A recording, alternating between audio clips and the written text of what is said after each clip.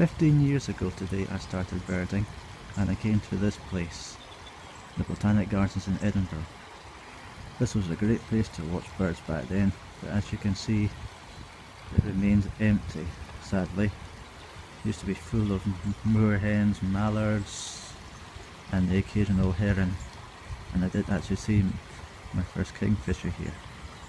But it's not all doom and gloom, it's still a great place, and you do occasionally get some odd robins bouncing around. So I thought I'd just let you see the place and enjoy it.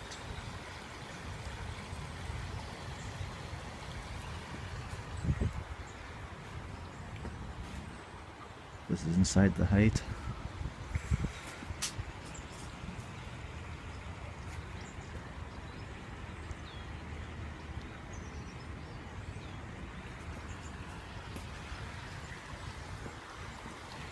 It was such a great place to go to. I just can't believe it was 15 years ago.